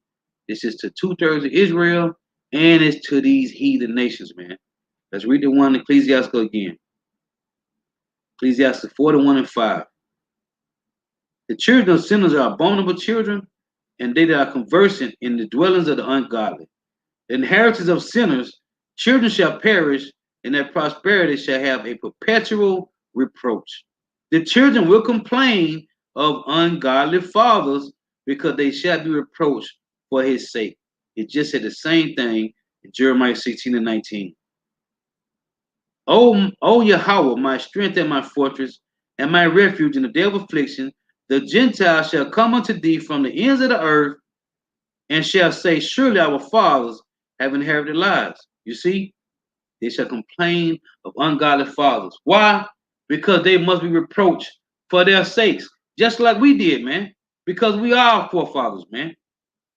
It tell you in Ezekiel, it's Ezekiel 18:20. It reads, the soul that sinneth, it shall die. The son shall not bear the iniquity of the father, neither shall the father bear the iniquity of the son. The righteousness of the righteous shall be upon him, and the wickedness of the wicked shall be upon him. This is the lot that everybody got to play out. If your ass was wicked in the previous life, you're the same way now. You think we got these killers and these rapists? You think they just, this their only life, and the Lord set them up to be that way? It's possible he can do it, but that's not how the Lord works, man. This is Proverbs 16:33. The lot is cast into the lap, but the whole disposing thereof is of the Lord. So if he want to destroy you, which he can, but that's not how the Lord works, man. Your lot is your lot. This is Deuteronomy 24:16. The fathers shall not be put to death for the children, neither shall the children be put to death for the fathers. Every man shall be put to death for his own sin. As I read in Ezekiel 18:20, the righteousness of the righteous shall be upon him, and the wickedness of the wicked shall be upon him. So this is the end of your empire, just like Apostle Around Live video just said, the title. And you got to suffer the consequences, man, for putting your hand on the apple of the Lord's eye, man. Let's close with that. It's Deuteronomy 32:8. It reads, when the Most High divided to the nations their inheritance, the Lord created 18 nations on the earth. 18 nations, the 12 tribes of Israel. You so-called Negro, Latino, Native Americans, you Western Haitians are one nation. The other 17 nations are heathens. Heathens. They are drops of water falling from a bucket that the Lord don't care about, man. Nothing. Spit on the ground, man. When the Most High divided the nations to their inheritance, Shalak, yeah. When the Most High divided to the nation their inheritance, when he separated the sons of Adam, he set the bounds of the people according to the number of the children of Israel. The Lord's portion is his people. Jacob is the lot of his inheritance. He found him in a desert land. You can read about this in Genesis 35 and Genesis 32. He found Jacob in a desert land and in a waste howling wilderness. He led him about. He instructed him. He kept him as the apple of his eye. What he found Jacob at in the wilderness, where Jacob wrestled an angel. That's in Genesis 32, starting at verse 24. The apple of the Lord's eye. And you put your hand on it, now you got to pay. I got one. Let us close with this. This is Ecclesiasticus chapter 10 and verse 14. It reads, the Lord hath cast down the thrones of proud princes and set up the meek in their stead. The Lord hath plucked up the roots of the proud nation, which I read in Job 18, and planted the lowly in their place. The Lord overthrew countries of the heathen. This is a future prophecy right here, man. The Lord overthrew countries of the heathen as before and destroyed them to the foundation of the earth, man. I to tell you, what is that? Daniel? I can't select it. My spirit be going. What is that? Daniel 8 and 17? Or Daniel 17? I think it's Daniel 8 and 17. It reads, no, Daniel 7 and 18. But the saints of the Most High shall take the kingdom and possess the kingdom forever, even forever and ever, man. Lord, witness for edifying, and to give all praise, honor, and glory to Yahweh, Bahashem Yahweh Shah, Bahashem Rikad Kodash, double honors to the apostles and elders of Great Millstone who teach well, who are the apostles and elders of all of Israel, whether you can accept it or not. And a sincere salutation to all the Akim pushing this truth and believing this truth throughout the four ends of the earth, the entire world, waking up the hope for the elect. Shalom to the Awakim who are listening and learning, the few sisters who are listening and learning. Lord willing, edifying till next time I say Shalom, Wa Ba. The water for tuning in, the water for the, oh, let me get y'all precept too before I close out. Let me get these precepts. This is the brother Adam Nana, Hosea 1 and 10. Right, because they start out, because the reason I brought this out, because these devils has been using their media for years to say that Hebrew Israelites have been the minority. We have never been a minority, man. Never. We have always been the majority. Real quick, let's get this. Read this again. Deuteronomy 7 and 7. It reads, the Lord Yahweh did not set his love upon you, nor choose you, because ye were more in number than any people. For ye were the fewest of all people. But because the Lord Yahweh loved you, and because he would keep the oath which he had sworn unto your fathers, hath the Lord Yahweh brought you out with a mighty hand, and redeemed you out of the house of bondmen from the hand of Pharaoh, king of Egypt. So it said, because he made an oath with our forefathers, right? You can read that in Luke 1. Luke 1 and 73, when he made an oath with Abraham, Isaac, and Jacob. So them devils say, we have been a minority. We have never been a minority, man. Even though the Lord say, because we were few as in number. But when you read the story in Numbers about Balak and Balaam, what did he say? He could only see the back of Israel. And they could not be numbered, man. Just from seeing from the back, man. We have never. The Lord told Abraham, we will be like the sand on the beach. If you go to the beach and scoop up just a spoonful, I'm talking about a teaspoon or a tablespoon of sand, you will be the rest of your life trying to count them grains, man. You can't number Israel, man. It's impossible. He said we are like the stars in the heavens. We're like the sand on the beach.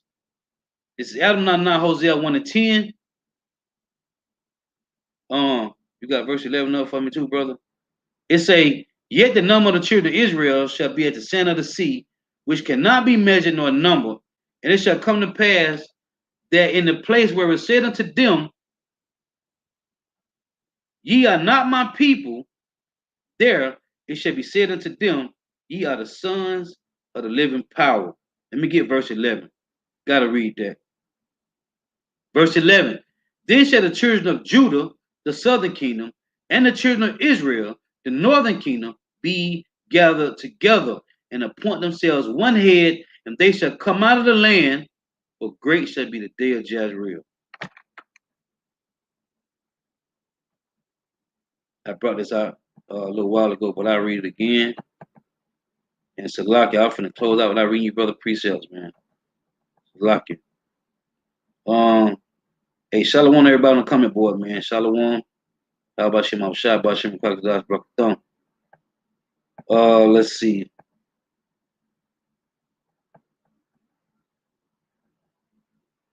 Brother put up Isaiah 34:5. Adam Nana. For my sword shall be bathed in heaven. Behold, it shall come down upon Idumea. This ain't talking about in the spiritual realm, man. It's talking about here on earth. Earth is the heaven. The skies is the heaven, man. Okay? It's talking about Esau Edom rulership. It shall come down upon Idumea, which is the Greek word for Edom, and upon the people of my curse to judgment. Shalom. Everybody on the comment board. Shalom. Shalom. The water for tuning in. Virgin Island Straight Gate. Hey, Shalom, brother. Shalom. Yeah, the brother put up. I had read it earlier. He said, put it on. All praise Yahweh Shem Abishai. Deuteronomy 30:7. And the Lord, thy power, put all these curses upon thy enemies and on them that hate thee, which persecuted thee. That's what happened, man. Now these devils is taking a major L, man. Major L. This is Yahshua the Chosen, 1 Samuel 2:6. The Lord Yahweh killeth and maketh alive and bringeth down to the grave and bringeth up. The Lord Yahweh maketh poor and maketh rich. He bringeth low and lifteth up. Right. Come on. Hey, and it's a transition of power, man. It's a transition of power, man.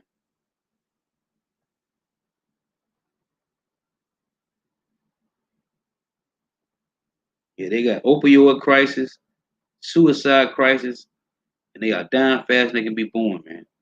The Lord is really putting it on these devils, man. Adam 9, Ezekiel 39:23. And the heathen shall know that the house of Israel went into captivity for their iniquity, which is sin on top of sin, because they transgress, because they trespass against me. Therefore, hid I my face from them and gave them. Hey, that's beautiful. And gave them into the hand of their enemy, so fell they all by the sword. Hey, when you go to Jeremiah 29, right? It said he hid his face. But now, hey, the Lord is showing his face again, man. To who? The remnant. Let's read it. This is Jeremiah 29:13. Let's read 11. Jeremiah 29:11. For I know the thoughts that I think towards you, saith the Lord Yahweh, thoughts of peace and not of evil. Let me get this out of the way. Thoughts of peace and not of evil, to give you an expected end. Then shall ye call upon me, and ye shall go and pray unto me, and I will hearken unto you. The Lord said, and I will hearken unto you, and ye shall seek me and find me when ye search for me with all your heart, man.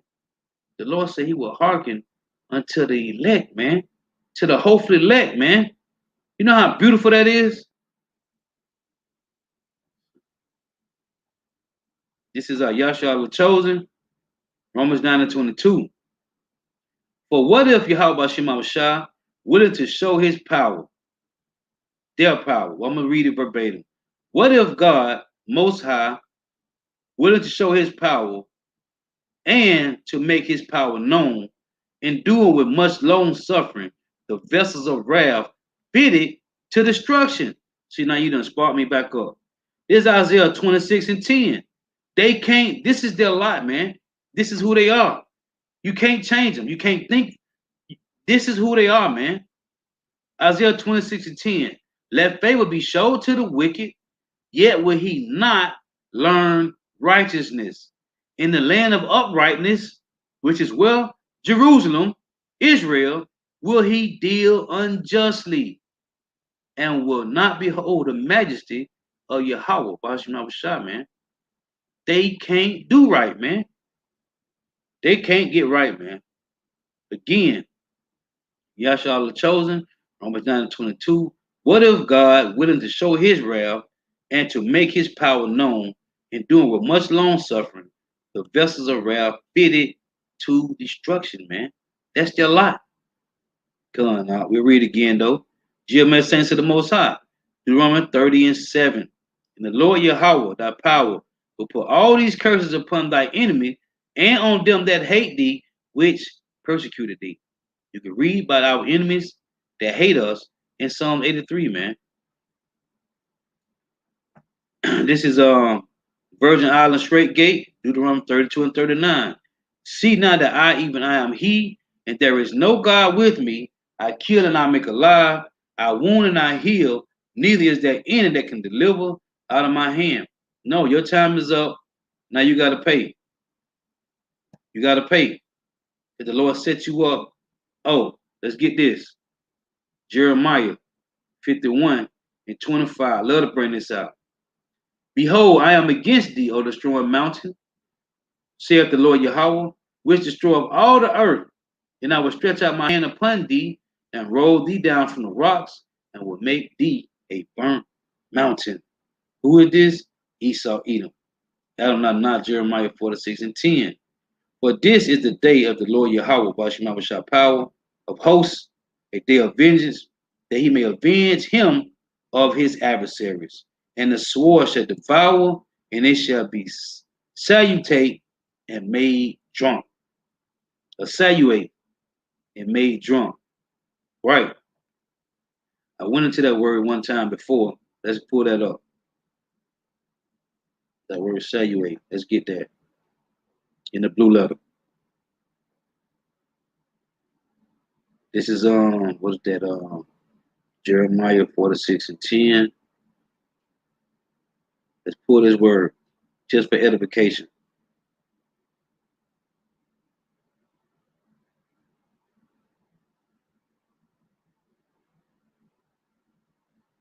It's H7646. 7646, Savah, and second entry, Savea. It said to be satisfied, be sated, be fulfilled, be surfeited. To have in excess, be surfeited, to be weary of, to enrich. So it got strong definition, say satisfy, feel, full, plenty, enough, saluate, suffice, weary. It says suffice, weary, have enough, feel. So, for this is the day of the Lord, Yahweh Shema Shah, power of hosts, a day of vengeance, that he may avenge him of his adversaries, and the sword shall devour, and it shall be saluate and made drunk. It shall either weary or full. It say to be fulfilled, surfeited, cold. Hey, full, plenty, sufficed. Hey, it should. Hey, it's gonna do all the Lord pleasures, man. Beautiful.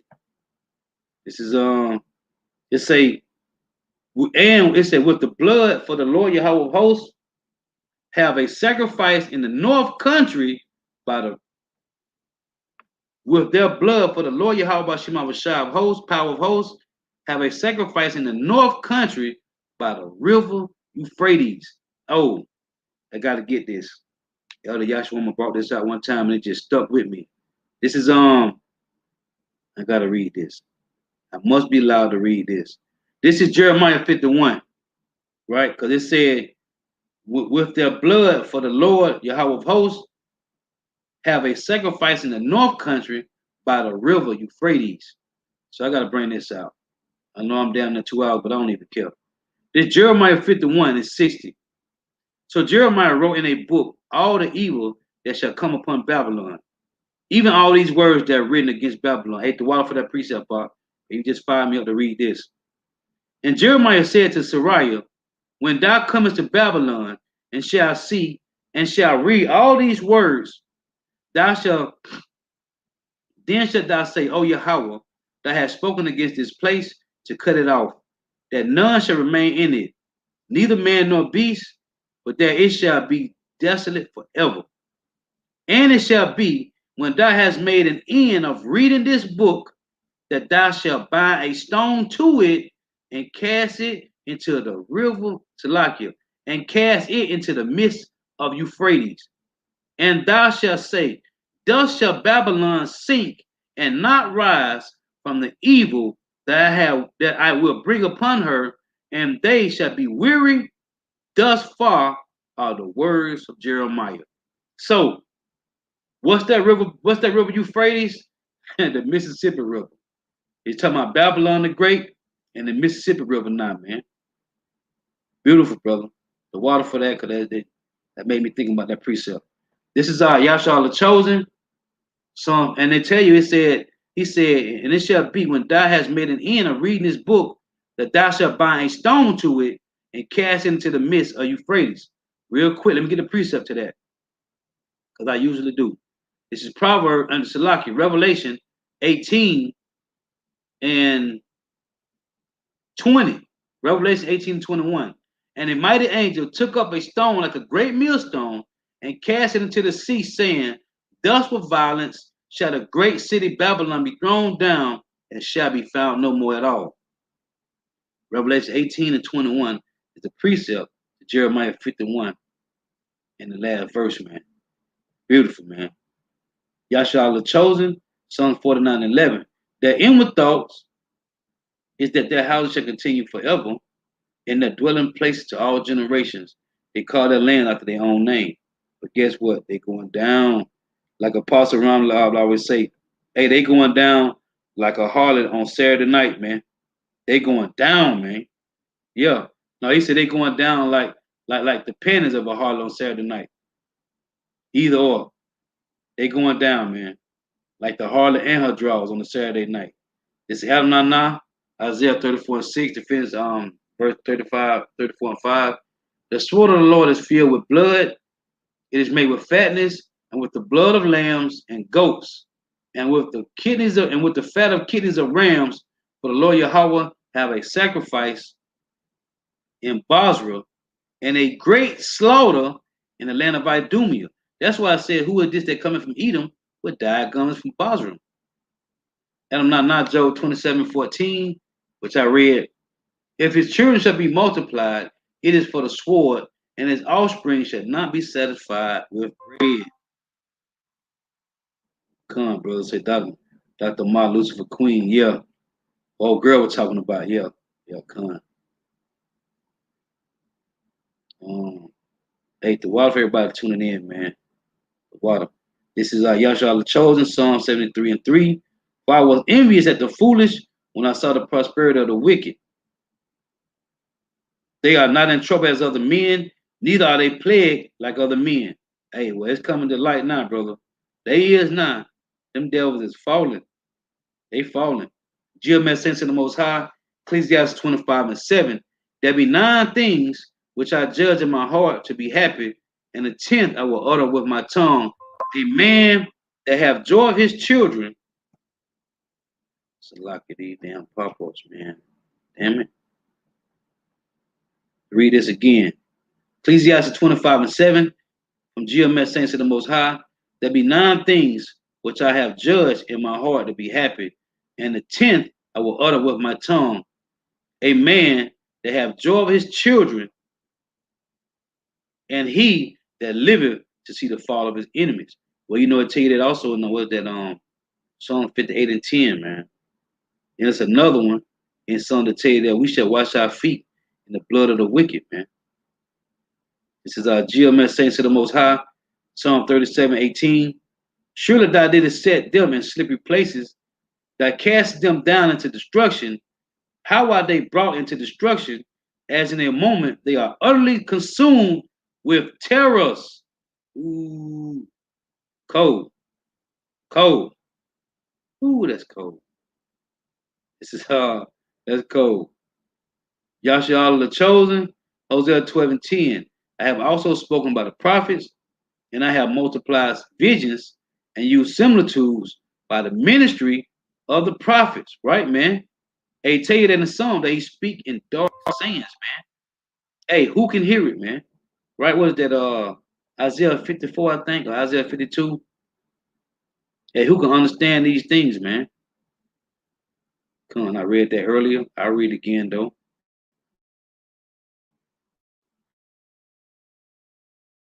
And 19, and my refuge in the day of affliction, the Gentiles shall come unto thee from the ends of the earth, and shall say, surely our fathers and these papas, man.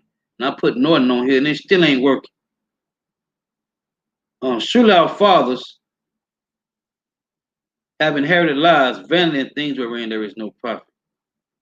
Yeah, man. Let me see, I'm thinking about this precept too, real quick. Isaiah 54, I think. Let's see. No. Right. Isaiah 53:1. It say, who have believed our report, and to whom is the arm of the Lord, Yahweh Bashim Abishai, revealed? Who, man? Who? Who can understand these similitudes, these dark sayings? Who? Only the elect, man. Only the hopefully elect can get it. This is let's see.